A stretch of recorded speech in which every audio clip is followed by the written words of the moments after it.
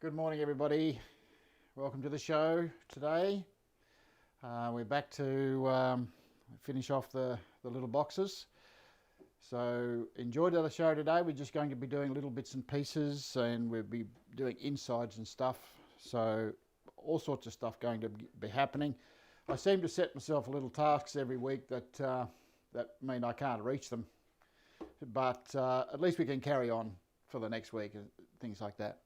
I just want to show you something we did last week and show you how we finish it off. So I'm going to go to a different this camera here and just show you on here.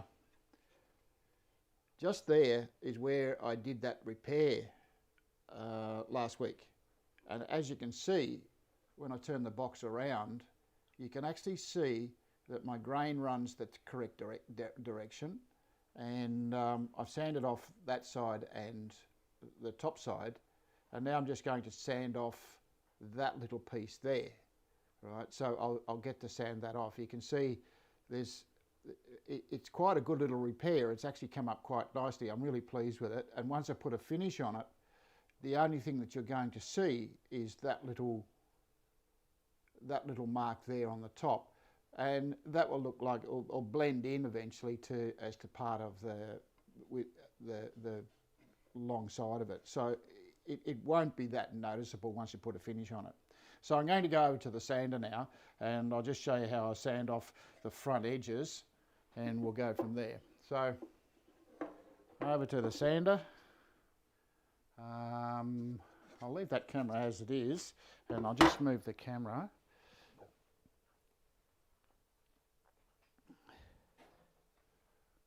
See my sander, that there, and I'm just going to make a little bit of noise here, guys.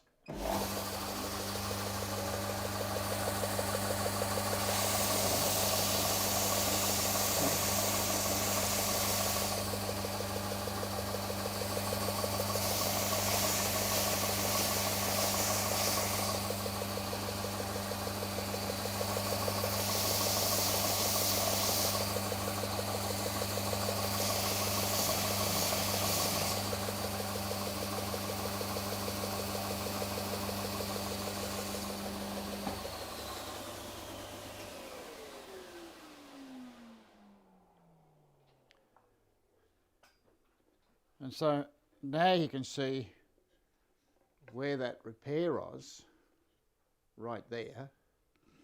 And when you look at the end of it, it actually looks like one of the dovetails that I've got down the side there once I've sanded off the face of it. So it's made quite a nice little repair. Now that's something that I did.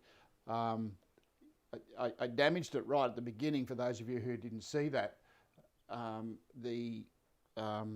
The timber had a little fault in it, and I chipped it off when I cut the joint, and it's taken me 3 weeks to fix it. But hey, it's fixed now, and all I need to do now is cut the top off the box, and I'll do that later.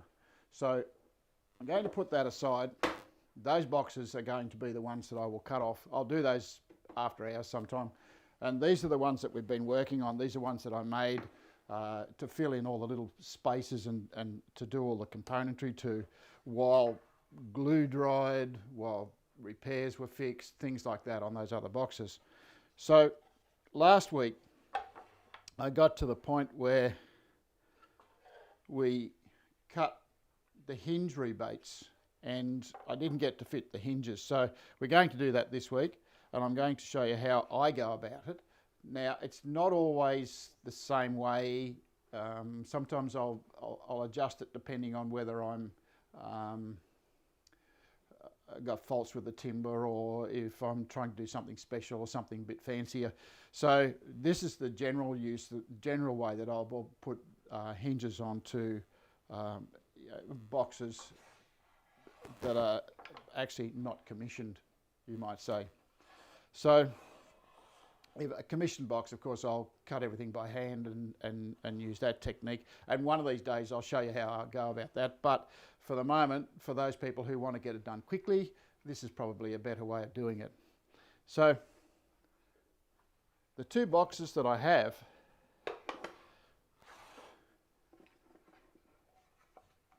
if you remember rightly, we've cut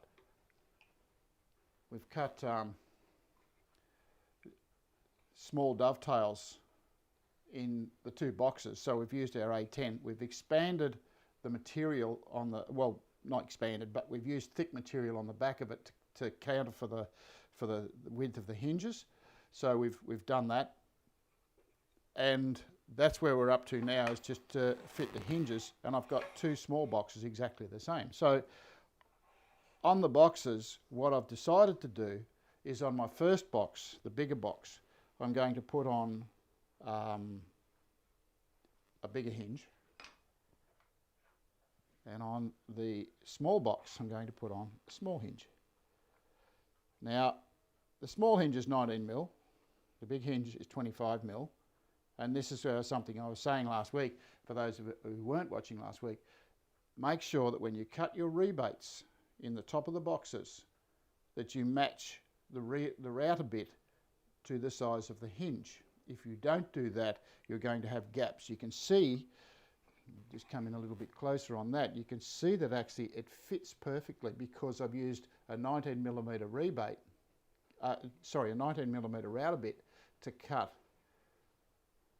the trench, this one here, and the hinge fits in there absolutely perfectly. It's a very, very snug fit. Now that helps when you're trying to fit them in this with this technique, because what I've done is the thickness of the back panel, the width of the back panel, I've cut myself a little stop. That stop fits on like so, and then what I can do is I can slide my hinge in, such a tight fit, I can push it right up against the stop and fit the hinge, and I then know that the front edge of the hinge is actually, you can see it there, is actually showing up right flush on the inside edge. You don't want it overhanging, or you don't want a gap there. You want it right up flush. And so if I put that in there, then my little stop, it's only a little bit higher than the outside edge. Grab myself a clamp and just clamp that in place like so. Incidentally, these hinges are Gurner hinges. They're just 180 degree butt hinges. Now when you get the hinges, Anton has put in some quite nice little flathead brass screws. They come with the pack as well. So one of the problems with the brass there and using a hard timber is that when you drill your hole, if you drill your hole a little bit too small, if the diameter of the hole is smaller than the screw thread itself, and you're trying to force it in, you can snap the head off the screw. We don't want to snap the head off the screw, so what I'm going to do is I'm going to use a steel screw the same size, and I'm going to drill my hole, and then I'm going to use the steel screw to cut the thread in the hole, and then I'll put in the brass screw. So that makes it a little bit easier. So this is the technique I use. This little gadget here, if you slide it back, it helps. You can see right in there, there's a drill bit. Okay, so that little drill bit, when I press on this sprung-loaded support at the front, you can see that the screw comes out, the drill comes out far enough. If I can pull that back, you can see it comes out far enough to be able to put most of the thread of the screw in there. You can see that. So that has got a countersunk front on it, which fits nice and neatly into the countersunk hole there. And when I'm doing this, I only ever put in one screw at a time. So Just drill and push down.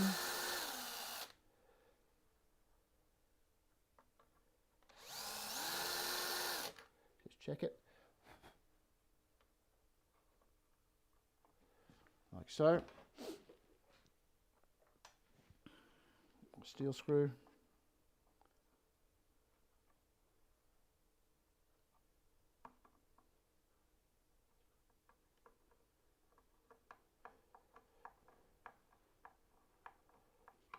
You see it's just cutting a thread in there.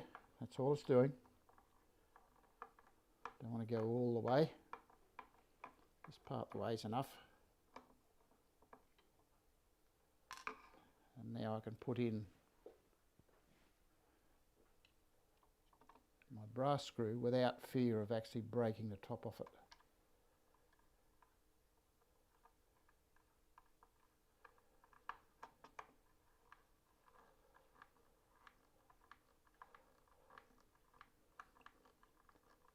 Okay, so that's gone in there very nicely.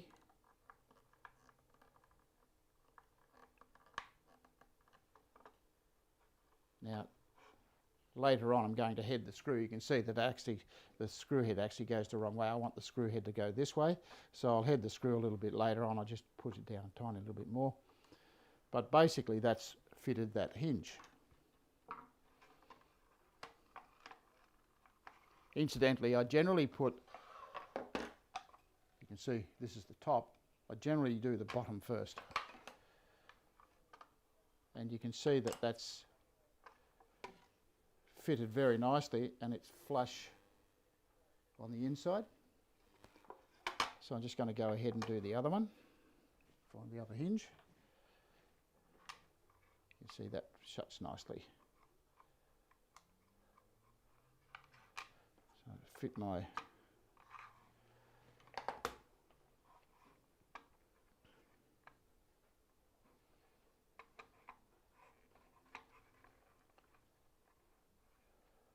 clamp that in place. Push the hinge right up. Again, just the one screw.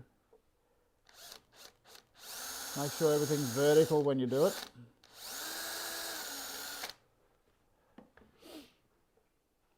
My steel screw.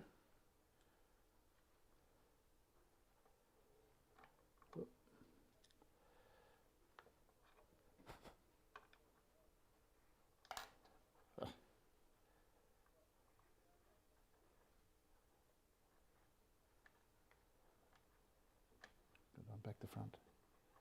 There I had it. That's it. Sometimes you find that the holes in the hinges tend to be a little bit different on both sides. Magnetic. So it's always a good idea to make sure that you're using the same side every single time. That into there. I could use the electric drill, but I don't want to. I'd just rather do it by hand. It tends to give me a little bit more control.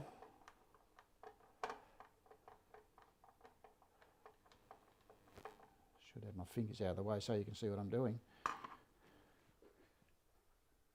Another brass screw.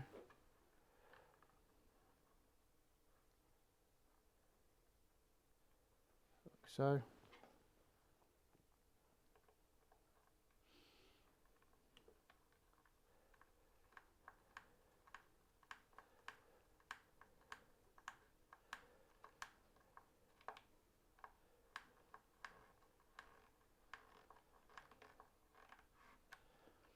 And there I have the other one nicely in place.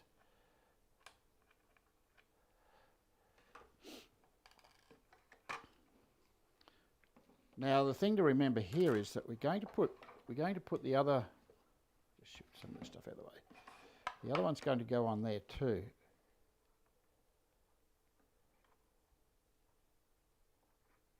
So that will fit on there. That one fits in there. And you can see there's a tiny gap between the two. Now what I could do is I could put that across to here and just cramp it shut, but what that would happen is this panel here would pull up against there, and I'll have an overlap on the front edge inside here. Now, don't want that to happen, so what I'm going to do, I know that this is flush, this one's flush, they're in the right place, both of those hinges, so I'll remove those out of the way, but the important thing to remember is to make sure that you mark them. So, get that out of the way. So, this is my left-hand side, that's my right-handed side, of course. If I take this one out, these little things, these little tricks, these little bits and pieces that that help you get through without making a whole lot of errors are things that I've sort of learned over the years by actually making the error. Whoops. So that was in there like so. So all I'm going to do is put a L there. Okay, so on the bottom edge of the hinge. So that's my left-hand side. So that hinge goes over there and the L goes on the bottom of the box. Again, this is habitual stuff that helps you get through without making too many errors. You should be able to pull your boxes and things apart at will without fear of actually, this one's the right hand side, so a little R on there. And there's my hinges for that. So that when I put it onto this panel, get these out of the way.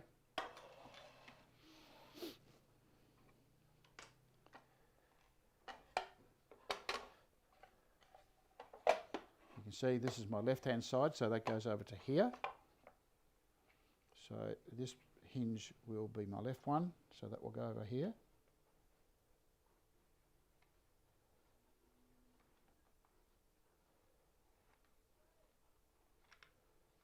There's a little burr in there that won't let that go. I'll have to get it off.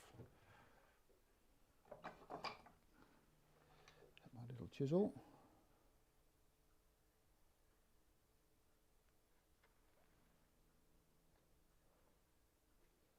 A tiny little burr in there that was created when I cut the hinge rebate.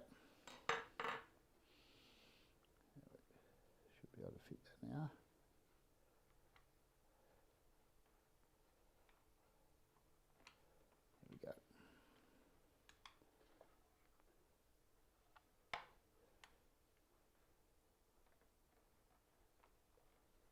See, it's quite a snug fit, and this is my other one, so that goes in there, that one goes in fairly easy because it doesn't have a burr on it.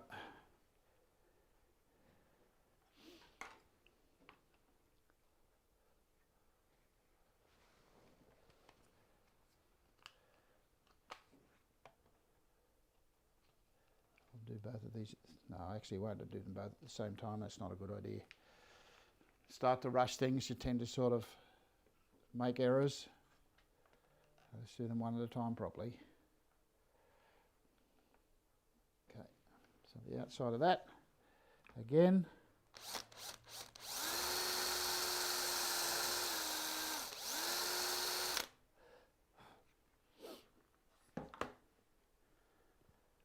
Again, back to my standard screw. This is the quiet time during box making, is when you sort of, all you're doing is using a little drill and you're sitting quietly and you're fitting hinges and doing all those sorts of things. Hopefully you get them right first go. I don't always do that myself, but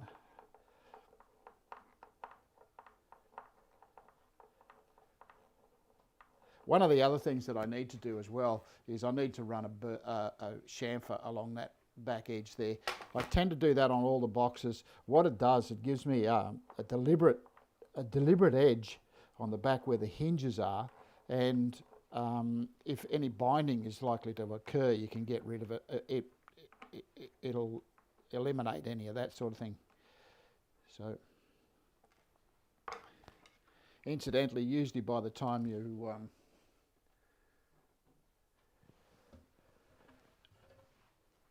finish with the steel screws, you have to throw it away.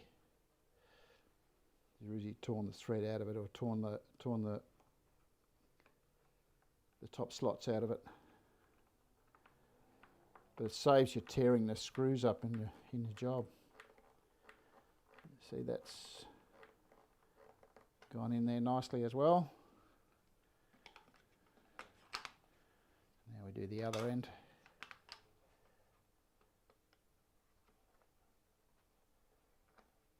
Just make sure that your piece of timber that you use to support the hinge when you're putting it together is fairly solid.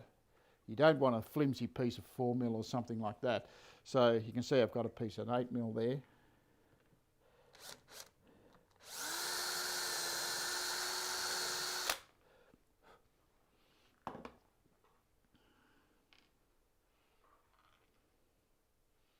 You can see the screw head is actually starting to tear up because I'm putting so much effort into it. The other important thing to remember when you're doing this is to make sure that you've got the right size drill bit for the screws that you're using. You can make yourself an error, have an error by having the holes too big, therefore the screws aren't going to take. And secondly, if you've got it too small, it's just too hard to actually fit.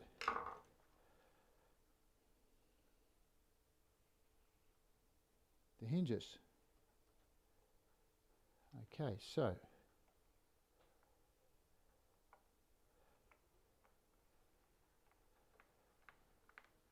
once we get this in, you may find that a little bit of adjustment may be needed later. Okay, so you may need to twist something sideways, you may need to adjust the screw heads, you may need to adjust the whole hinge. So if it doesn't fit the first time, don't be too concerned, because hinging is not the easiest task. So now all I need to do is fit my other two hinges back onto there, and hopefully we have it closing perfectly. But if it doesn't, well, that's not a problem. I can still adjust and spend the time to adjust it, work out what isn't right. But generally, you'll find that this technique, you'll get everything fairly close first time up. The hinge, the screw is still too high, it's too proud at this stage. And I'll put this in here. The important thing to remember with the box is to make sure that the inside surfaces, that's this one and this one here, meet up. The gap, how big the gap is at the back when you've got the box open on the ground, on the flat surface, doesn't really matter. Okay, so let's see what happens here. So top, look at that. It's spot on. There, it's flush here. Okay, so what I need to do is I need to take that down a little bit. I've got too much of a gap at the back here, but it sits flush really, really nicely. So just some minor adjustment, and that will be perfect. As you can see, it fits beautifully. So what I'm going to do is I'm not going to carry on with the second box. I think that's something I can do in the past. You've seen how I do it.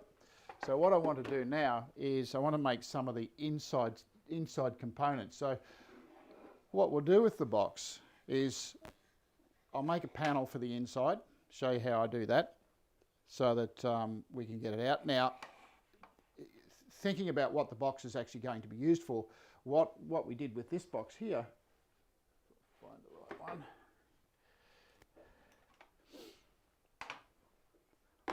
with this box here, what we've done is we've built it for a jigsaw puzzle of an elephant, with an elephant in mind. And what I wanted to do is make sure that, you know, the bottom of the box looks a bit like a paddock. So green grass, of course. So green felt for the inside. The problem I've got with this particular one is that the material that I've used for the sleeves is just a little bit too thick. I could change it later down the track, but and that's what I'll probably do. But we're still thinking about what it's for. So with this one here, I'm going to find another animal. So what I want to do is I want to make sure that the baize in the bottom of it is green grass, of course. Or if you're in a drought area, it could be brown. So, but anyway, this is how I'll go about that. So let's get rid of some of this stuff. And as you can see, I just want to show you this. I built another piece to fit in there so that I could recess that one too. So that one's all set to go. So now doing the frame. Doing the base panel. So my base panel is green base. This stuff is, oh, some red ones there too. I was going to do one red, one green. So just a piece of baize. It's self-adhesive. We sell it. If you want some, we can organise you some. So we've got 4 or 5 different colours of it. So get in touch with us and we'll sort that for you. But it's just a matter of cutting a piece up big enough to fit in the box. So my first task is to make the panel.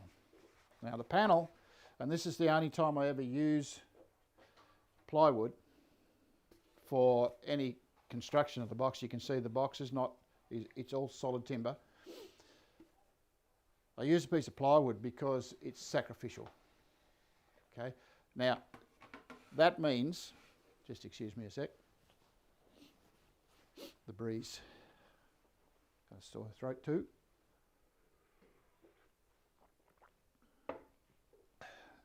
The panel that goes in the bottom of this is going to be sacrificial. So if you don't like the colour, you can change it.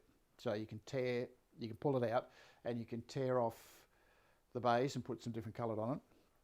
If you don't want the baize at all and you want to use the box for something else and you want to be able to see the colour of the timber in the bottom, of course you can discard that completely.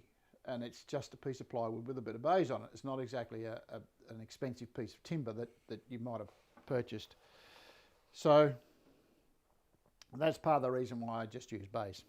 I use ply, I should say, and it's the only place that I use ply. So when I mark this up, pencil, ruler.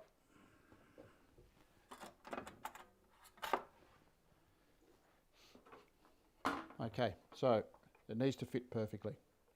So my piece here is, let's go on to this camera. My inside measurement is a 183. Now this has already been squared off. So 183. And I'm just going to cut that. Now my piece of material is wider than I need. Okay, so I can trim up an edge. I'll just go over to the saw. So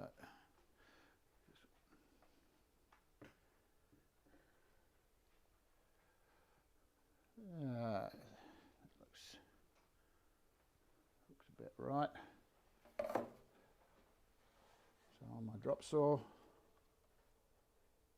I'll cut this to 183. Now it doesn't really matter if you're a tiny little bit loose in there because it will expand anyway. Okay, so ears on, folks.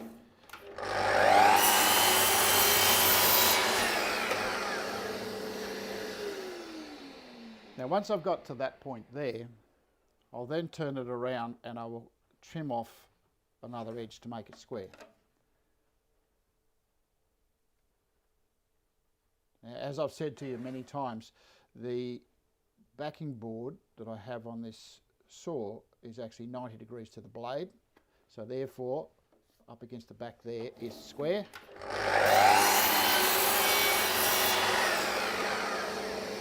I now have a square angle there, and that'll be square to this end as well because it was square before I started. So now the measurement across the box.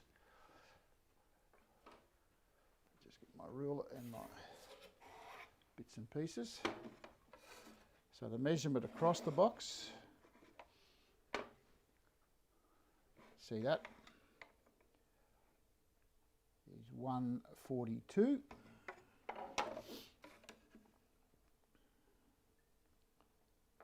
John Parra, if you're listening, we're working in millimetres, mate.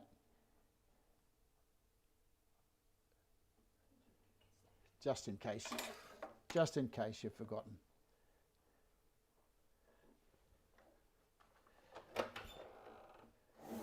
Trim that off.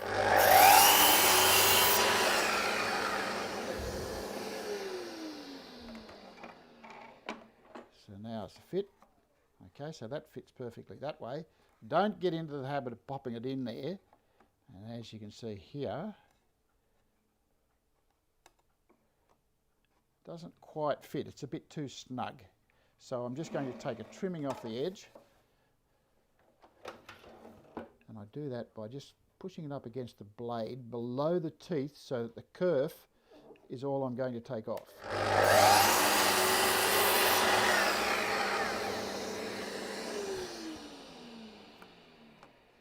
So that fits a whole lot better that way, and it fits a whole lot better that way.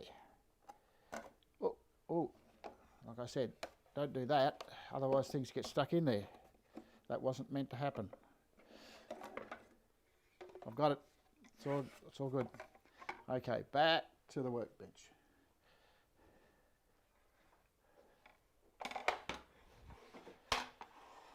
Now, a little bit of sandpaper.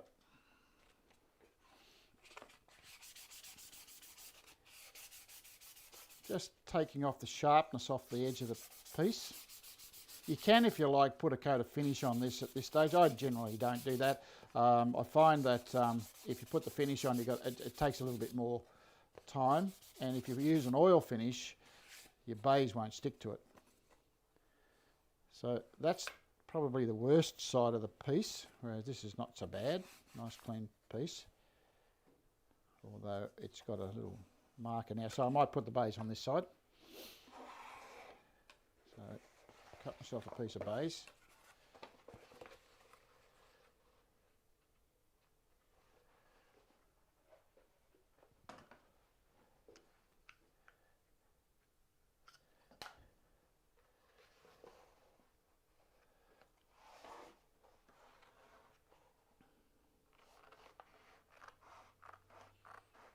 I cut it a little bit bigger than I need it most of the time.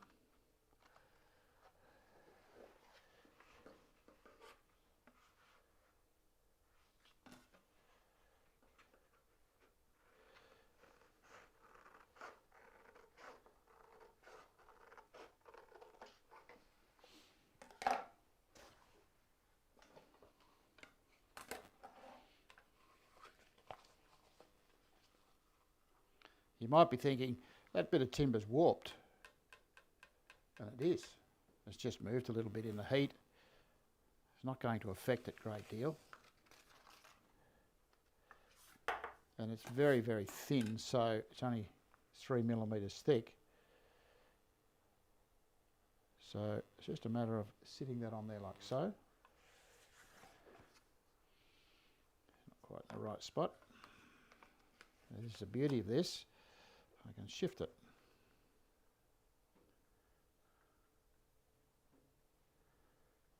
Make sure that's in the right spot this time. So all I'm trying to do is get an overlap. Once it's overlapped, it's all good.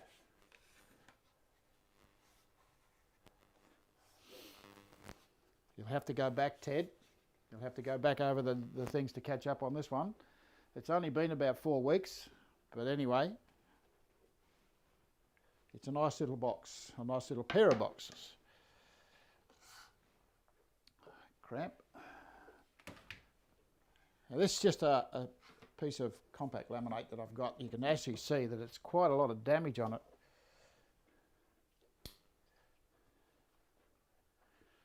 Just come in a little closer on that one. So all I'm going to do is run my Stanley knife along the edge.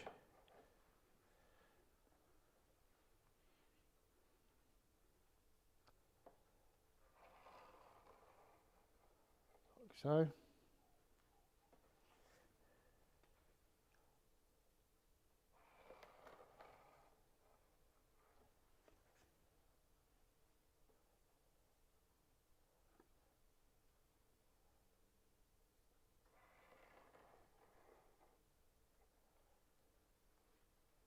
quite a nice little task. So there we have it, nice and clean, and that should fit into there. I'm not going to put it in there because I won't be able to get it out. So I'll show you, I have to make a little tag to actually put on the back of it so that I can actually get it out later. So this is how I go about that. Now I've got some green ribbon.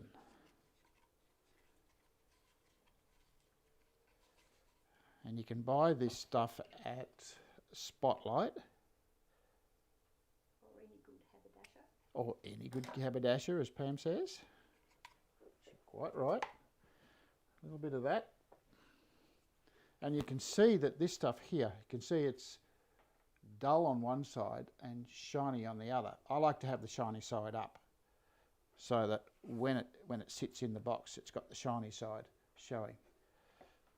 So when you glue it, just guess where the middle is. It doesn't. This doesn't have to be exactly right, but if you want it to be exactly in the middle, of course, take a measurement. A little bit of super glue.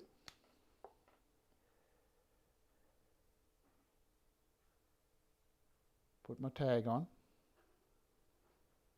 Now remember, the tag is going to sit up the side here. The tag is going to sit up the side of the box here, so you need to make sure that it's short enough so that it doesn't stick up over the edge. And then we put on a little piece of tape.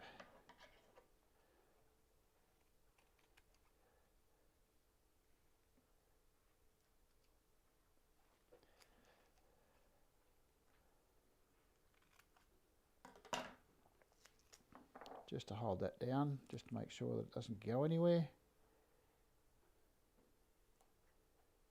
Like so.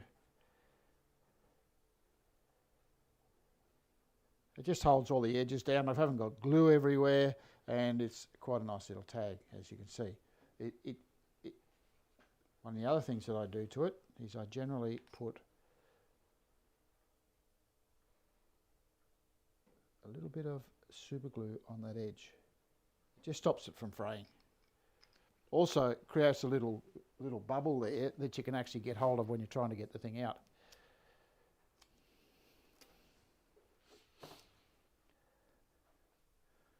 Okay, need a piece of paper towel.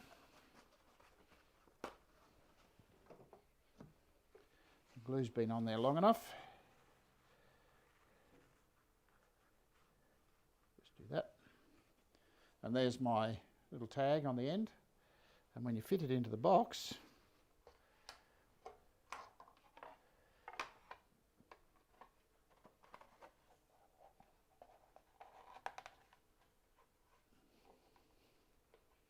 nice and neat. Now you can see it's actually changed the whole tenure of the box. It's made it a really clean little box, like so. So all I want now is I'm going to put some sleeves around there, and the sleeves will help to locate. What they'll also do is they'll lighten the green a little bit and give a bit of contrast in there. So I'm going to show you how to build the sleeves, and we're going to go through that process. We may not get through all of it, but we will get through a reasonable amount of it, and I'll show you how we go about it. So basically that's the hinging process and the internal componentry. We haven't yet decided on what's going to happen on the front of the box, but it will come up quite nice once I've got a little latch on it or something like that. Well, I'll make a decision about that a little bit later down the track. There's lots of different types of latches. I've just purchased some new ones from Hawthorn in Ireland, and I've got to have a little play with those and see how they work. So we'll take that from there. Okay, now get rid of this. Don't need that anymore. Sleeves. Now the sleeves, what I want to do with the sleeves is I want them to be a light colour. Okay, so something that will lighten the inside of the box. If you look at this box here that I had out earlier,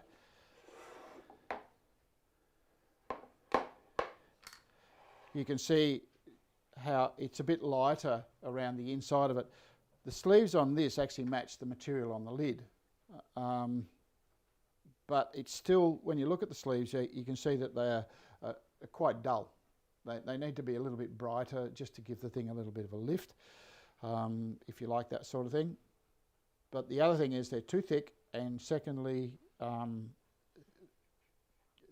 it just looks a bit too chunky. So I think I'm going to lighten them down a little bit, and I probably could have made a lighter ones about them. They've also got, they're all mitered, so nothing is in solid, so I can pull them out if I wanted to. But we can go from there. So that's what we're going to do. And the material that I'm going to use with this one is some lovely jacaranda. Now, my jacaranda here, I've got that down to 5mm, so it's quite thin. And you can see that the grain on it is relatively flat, straight all the way through. There's no variations in the colour or anything like that. It'll just be nice and plain. And that sort of goes with the inside of the box. It sort of looks quite nice. It's got a bit of a pinkish look to it, which matches up to everything else in the box. Okay, so our first thing here, you can see that I've got quite a wide piece. Sometimes I find that it's easier to use a larger piece and cut a small thing off it after it's all been dressed up and worked. But, you know, in this case, what I can do is I can cut the length of here, cut 2 of those the right size, and then trim them up to do the rest of the work. So it makes it a little bit easier to do that. So my length, I had a ruler, I've left it over here. So I need to cut 4 pieces. I think they're 183 by 142. So if I cut a piece here at 183, I can get all 4 pieces out of the one bit of timber. And I had a pencil as well. Thank you. 183. Now, here's a mistake that a lot of people make. I'll just show you. Come right in close onto the end of that ruler. So we've got our measurement here, 183, and we've got the ruler sitting on the piece of material. A lot of people go like that. When you actually measure that, you'll find that it'll be 1 millimetre too long. So if you're measuring something that has to be exactly right, that measurement won't be correct. It's a lot easier to go from 10 millimetre marking to 193 rather than 183. You've got to add that 10 millimetres, and that will give you a better accuracy. But in this case, having that extra millimetre on the end of it is very important. So let's go over and cut this.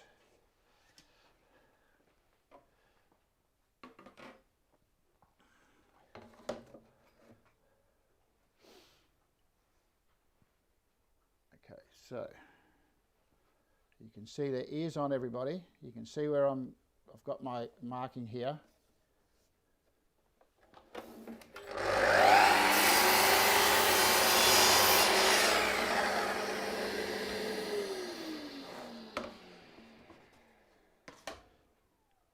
Now the reason I go back to my box. Now the reason I cut that too long is because I don't want it to fit very well, but it actually fits perfectly. I've cut inside my mark instead of on the outside. My normal habit is to cut it accurately. That didn't work that well, did it? Never mind. It's a perfect fit, which is what I want. So we have one panel there and one panel there. Now I need to get the height of the panel. So what I'm going to do here is I measure from the bottom of my box. I've got 15 millimetres and I want, say, 3 to 5 millimetres above that. That will give me a little bit of height in the box. So let's cut these at 20 mil.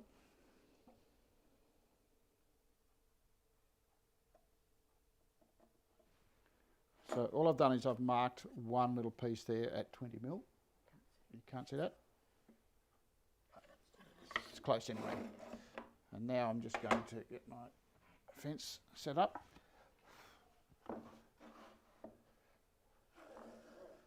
This means I can cut two of them.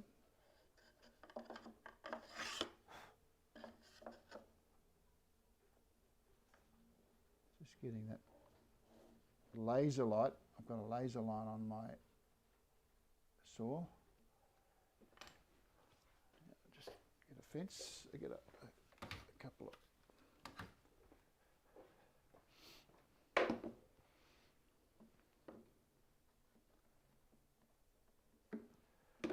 going to clamp my fence in place.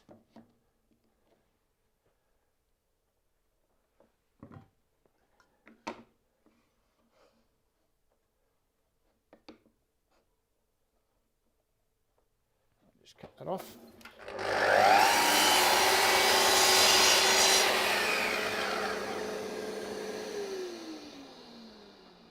It's one piece.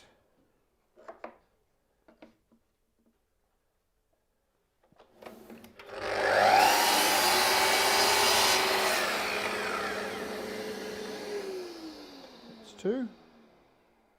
Okay, so I've got two in there. Now I need the 140s. So what I'm going to do here is I'm going to cut those and I'll dock them to length.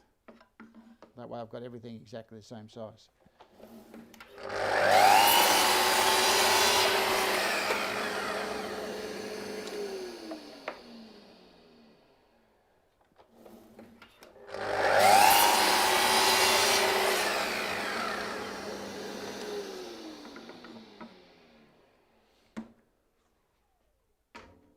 Okay, shift that out of the way. I need these cut at 142.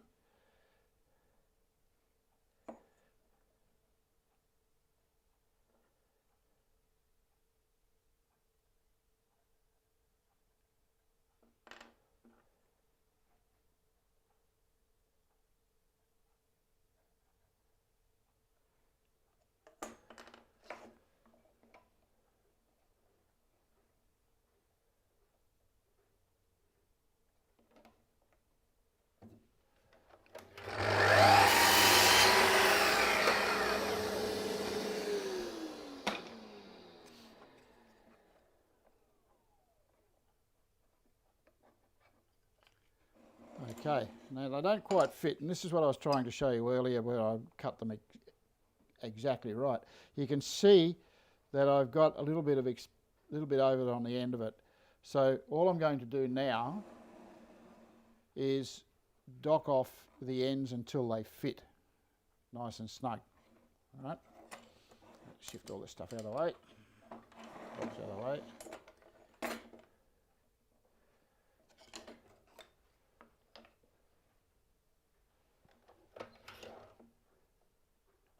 So just take off.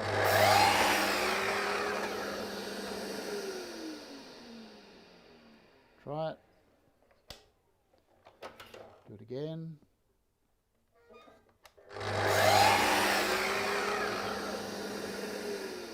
So I'm only taking off 0.5 millimetre at a time, so it's not very much.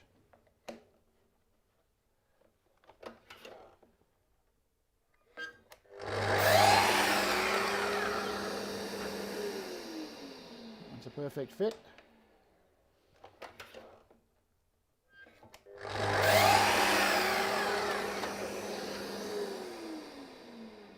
And so is that one.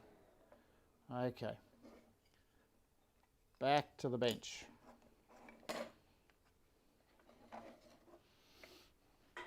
Okay. So now all we're going to do, shift that. don't need that. What I need to do now is I need to mark, or I need to cut a mitre on each of the corners of my piece.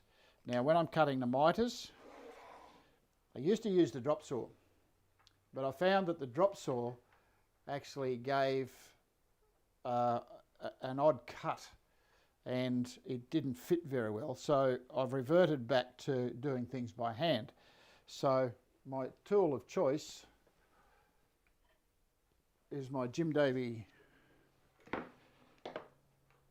shooting board, 45-degree shooting board,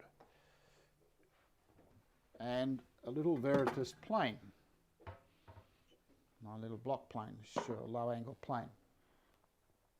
So those are the tools that I use generally for doing this. So what I'm going to do is I'm going to do one. I think we're going to run out of time here, but I'll get as far as I can with it. So if I just go quickly, I can get quite a bit of it done. Just want to clamp this down so it doesn't move away on me. Now I've got a piece of sacrificial material in here. That sacrificial material is actually going to support the outside edge of my piece of timber. So it's just a matter of choosing the nicest bit. This is the nicest side, so I want that on the inside, so that's the bit I'm going to have up when I set this up. And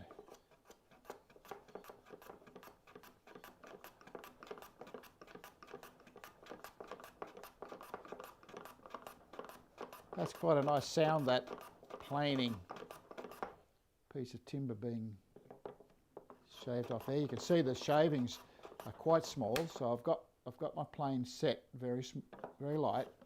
I don't want to take heaps of timber off, and I don't want to be forcing it. But the important thing to remember here is to make sure that your plane is first of all sharp and adjusted correctly.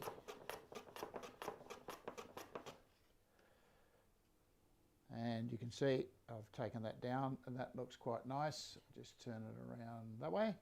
You can see got quite a nice little chamfer on there. Turn it around.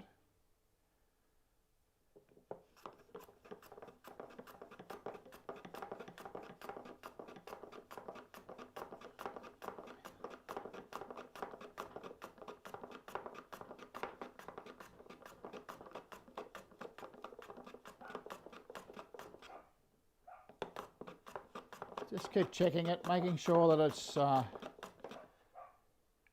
good.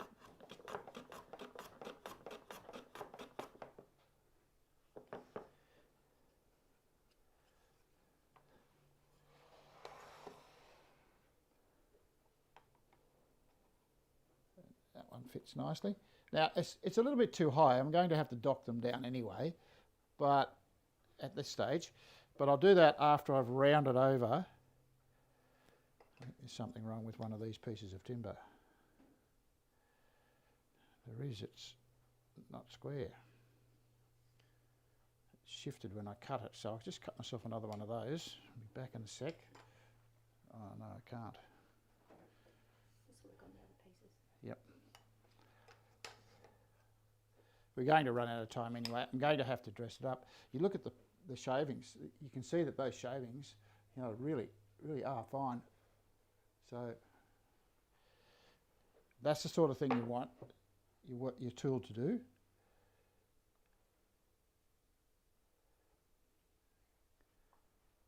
Another little hint here, you can see both sides of the piece of timber are quite nice.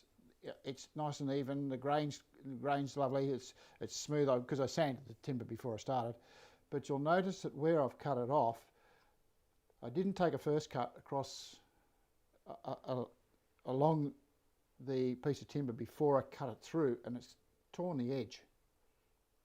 It's only done it on that piece there. So what I'm going to do is I'm going to plane that torn edge off. It doesn't matter which side I'm using, and that way I get rid of a little fault without having to replace the piece of timber.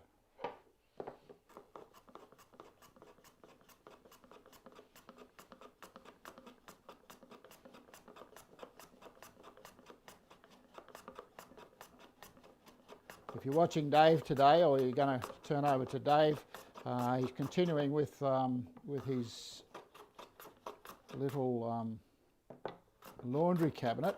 I believe today he's going to make a jig to actually cut dominoes on a flat surface, so that should be a bit of fun to watch. It's something that a lot of people sort of shy away from when they're doing things. Is the hard bits, like trying to make. So we've got that one done. Just turn around, do the other end. Yeah, like trying to doing all the little hard bits that make a project come together.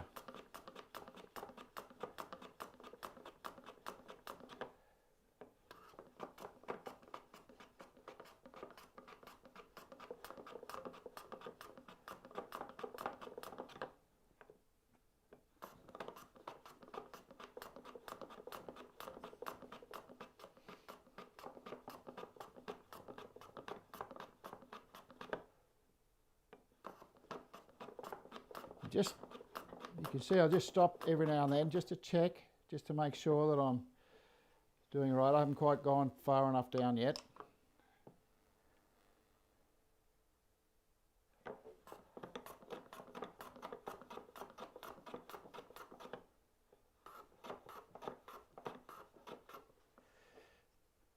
And that looks pretty good.